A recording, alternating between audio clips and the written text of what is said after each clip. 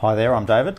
And I'm Con, and we've got another episode of Camera Peeps. So David, what are we talking about today? Well, look, continuing on with another one of my favourite subjects, it's recycling, repurposing and reusing old equipment. Mm-hmm. And today we're singling out the Chimera speedring, and I think I remember those. I used to have those on my Redheads and Arri 650s and stuff like that. And the 300s, yeah. And most of us who have them, they're probably sitting. Yeah, I still got mine. Yeah. Yeah. So look, I can't stop pursuing improving the LED lights that we have, and I thought, well, the LED, the flexible LEDs. The flexible like LED. That one's my Aladdin. Yep.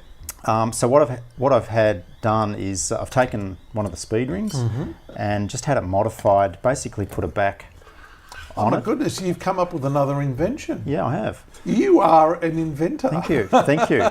Well, look, I don't like to throw things out and I don't like to see them sitting around, and I sort of figure, well, this could actually appeal to a few people, because a lot of people are in the same situation, that we've got our 650s and our 300s. Now, just to interject there, those things weren't cheap either. Look, I recall fitting out one Arri 650 or a 300 or whatever, by the time you bought the softbox and the egg crate and the speed ring, I think it was pretty much $1,000 per light. Yeah. And of course, they're worth nothing on the second-hand market.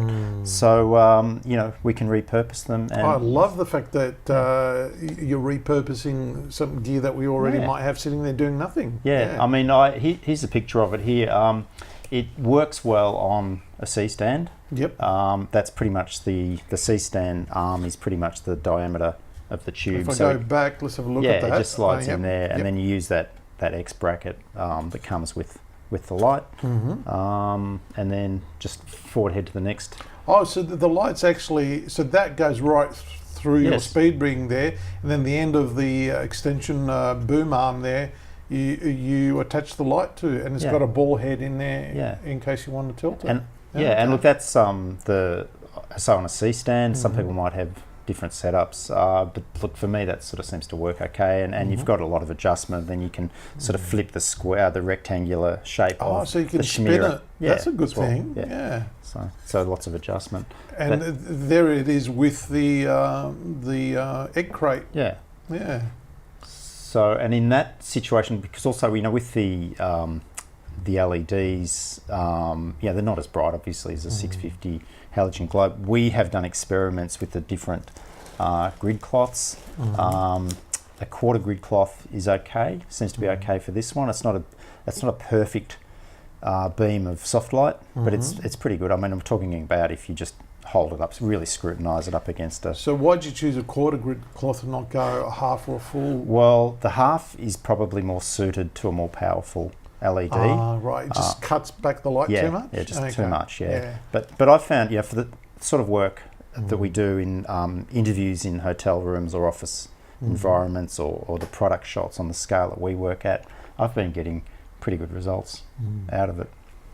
So I can see here that it's not a very heavy setup really, so you really can put it on the C-stand. And now you've already made some snoots and frames. Which do you prefer? Look, I prefer the lightweight ones that I have manufactured. This is the Light Wrangler? The Light Wrangler ones. Yep. This is an alternative. The Light Wrangler ones that I have manufactured are quicker to set up, way less fiddly and lighter. This still needs a heavier stand, like a C-stand or something, just so it doesn't flip over. And my Light Wrangler products with a 1x1 LED work on a fairly lightweight stand, so they have a lot of advantages, and certainly for travelling and things like that. This is just an alternative to my other products, but I'd probably still prefer mine. So is this a work in progress, or have you got these on sale? Do you sell these? Well, look, this is a one-off, which I will probably hang on to if people are interested. It's not viable to make one or two.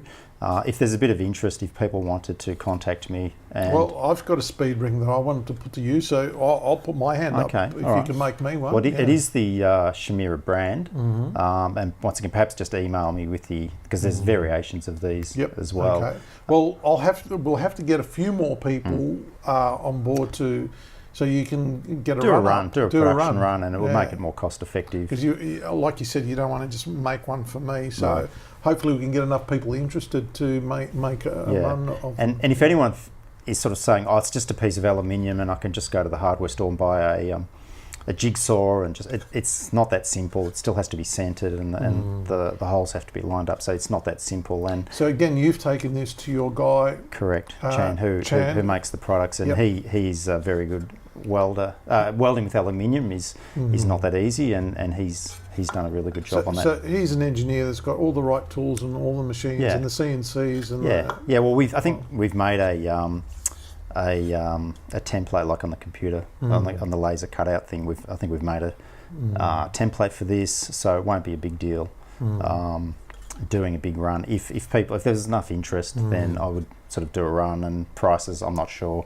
It would depend how many we get, but at the moment I've just used it because I can't help myself with these LED lights. I just want to keep trying to make them work in different ways. But I think that a lot of people are conditioned. They like the soft boxes. They like the egg crates, and so really there's no reason not to stop using your lights in that way, the LED lights. Yeah, and I love repurposing.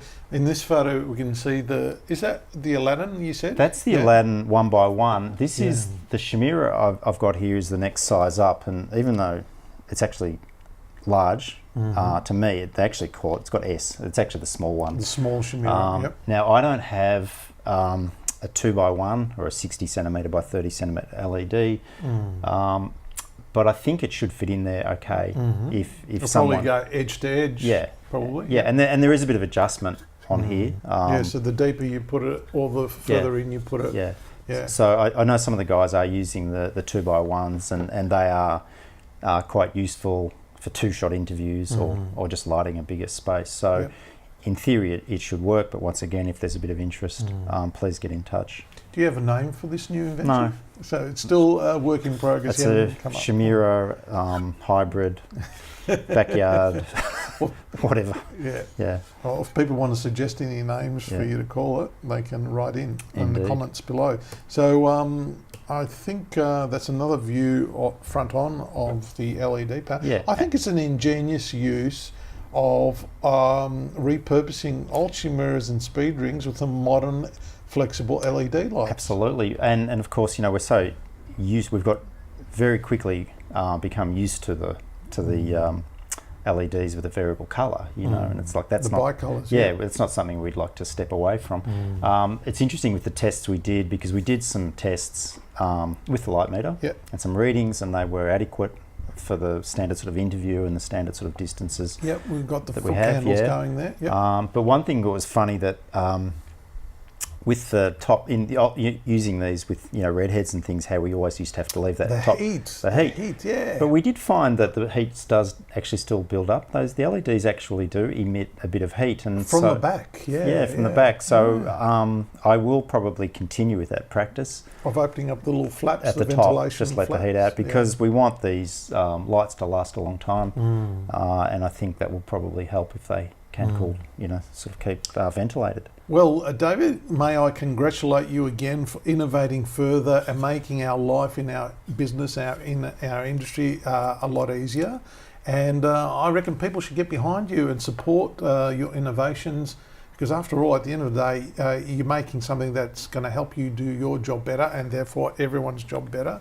So I'm definitely interested in getting my hands on one, and hopefully other people will do the same. Please contact David. Thanks, Con. All right, catch you on the next episode.